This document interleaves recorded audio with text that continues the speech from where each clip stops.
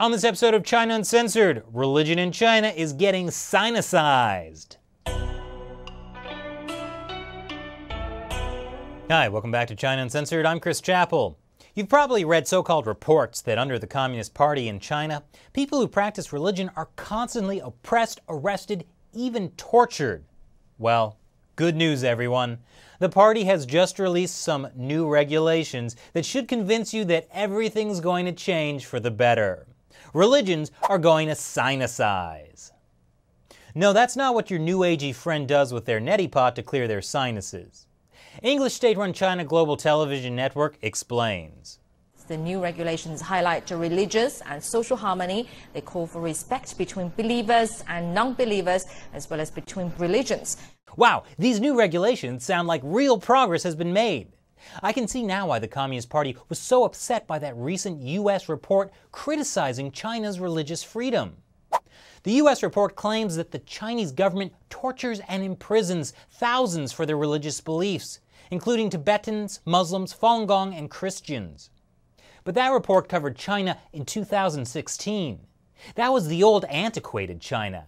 Now is the new cool China, the enlightened China that's totally on board with religion.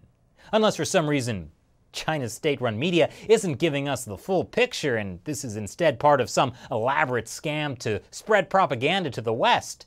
But that wouldn't be very Christian of them, would it? China has 5 officially recognized religions: Buddhism, Taoism, Islam, Christianity, and Catholicism. Yes, in China, those last 2 things are different. And if you want to practice religion and not get in trouble, you need to belong to one of those official religions. That's what Article 36 of China's Constitution means when it says citizens of the People's Republic of China enjoy freedom of religious belief. The catch is that citizens enjoy freedom of religious belief so long as they belong to one of those state-approved religions, where the leaders are hand-picked by the Communist Party. It's like if you're given total freedom to pick your school's vice principal from among these 3 guys. I'm sure they're all good choices. Well, following China's announcement of the new regulations, the party-approved leaders from the 5 official religions held a forum together and decided they're totally all on board with the CCP's request that they sinicize their religions. Sinicize is just a fancy way of saying Chineseify, which in this case has nothing to do with Chinese culture.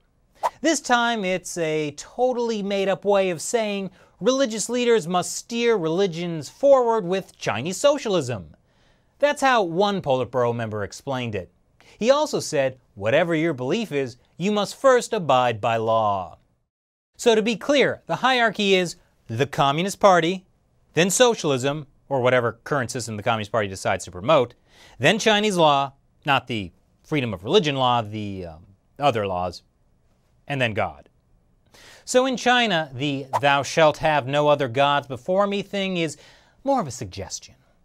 The new regulations that Chinese state-run media are so eager to promote are essentially about controlling religious institutions and forcing religious believers to do what the Communist Party tells them.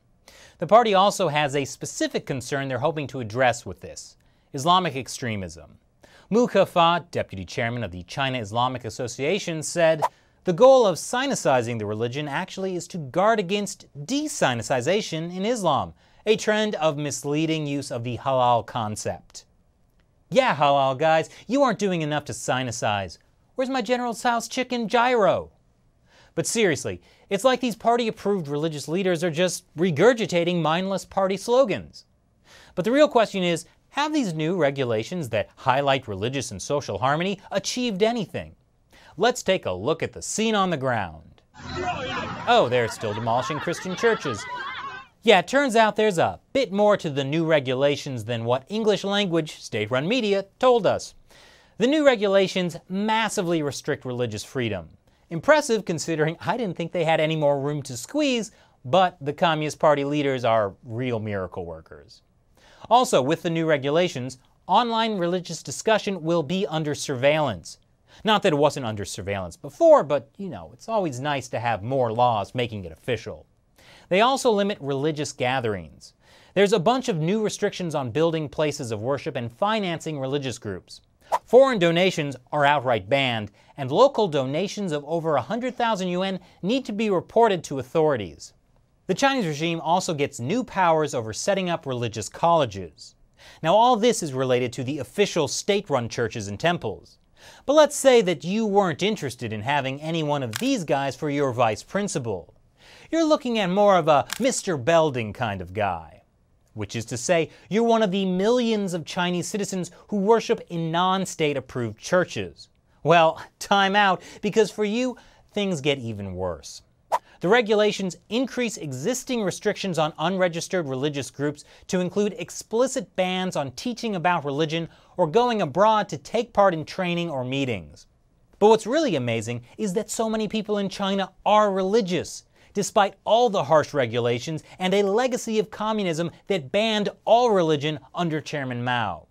Over the last 40 years, religious belief has been on a sharp rise in China. According to one study, 85% of the Chinese either hold some religious beliefs or practice some kind of religion. And by 2030, China might have more Christians than any other country on earth. But the Communist Party is worried. That's why they're encouraging people to report on parents who lure their children into religion, and ordering churches to install surveillance equipment. The fundamental problem with religions is that they provide an ideological alternative to the wonderful world of Marxist-Leninist Maoist thought. So the Communist Party views religions as a challenge to their rule, which shows you just how much confidence they have in their own wonderful system. So Chinese authorities continually try to clamp down on religions, making sure they can never be more powerful than the party. And they try to reduce religious belief to Chinese patriotism to make sure believers put the Communist Party before their God. And if religious believers refuse to comply, well, let's just say they might be going to heaven a lot quicker. What do you think of the new regulations? Leave your comments below. Thanks for watching this episode of China Uncensored. Once again, I'm your host, Chris Chappell. See you next time.